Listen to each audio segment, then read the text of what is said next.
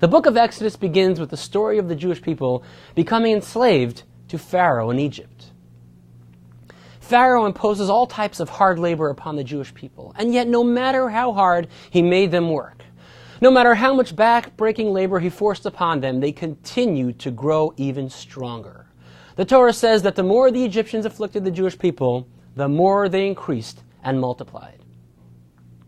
One day, Pharaoh's astrologers tell him that a boy will be born who will be the one that will ultimately redeem the Jewish people from Egypt. And of course, that was Moses. Undoubtedly, Pharaoh wants to prevent that from happening, so he resolves to have all the baby boys put to death. Exodus chapter 1, and Pharaoh commanded his entire people, saying, "Any boy that will be born shall be thrown into the Nile River, and every girl should be let live." The question that begs to be asked is this: why does Pharaoh concern himself with the baby girls? Why is the fact that the girls are allowed to remain alive important enough that it's worth any mention in the Torah? In what way is that even related to the decree against the baby boys?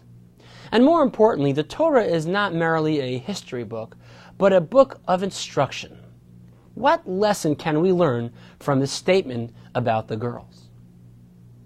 The Hebrew word tichayun means not only that the baby girls should be allowed to live, but more than that the Egyptians should help them live. Pharaoh decreed to his people that every baby girl that is born should be assimilated into the Egyptian lifestyle.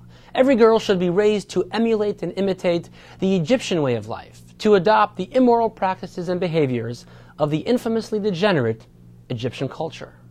Pharaoh's intent was to physically annihilate the boys, to literally drown them in the Nile River. And the girls were meant to experience a spiritual death. They were to be thrown into the figurative Nile, to be inculcated with an appreciation for material indulgence, to become comfortable and familiar with the licentious behaviors that were emblematic of the ancient Egyptian people. The Midrash tells us that the Egyptian exile is the root of all of the subsequent exiles of the Jewish people. Even today in our generation, there exists a Pharaoh, so to speak.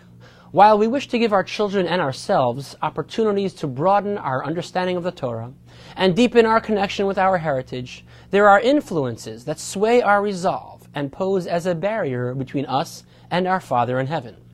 The values and priorities coming from Hollywood and pop culture invite our children to plunge into the modern-day Nile, to take a dip into a lifestyle where there are no borders, where nothing is off limits, where there is no sanctity. The ancient Egyptians deified the Nile River, for it provided them with all of their material needs. In the world around us today, we see the great pursuit of material immoderation and the worship of the almighty dollar. Oftentimes, the pursuit of providing for our material needs, the concerns and pressures of our daily lives, can make us sacrifice our standards and shift our priorities. The Talmud tells us an interesting story. During the time of Pharaoh's decree against the baby boys, the men refused to continue having children, as what was the point? Pharaoh was going to kill them anyway.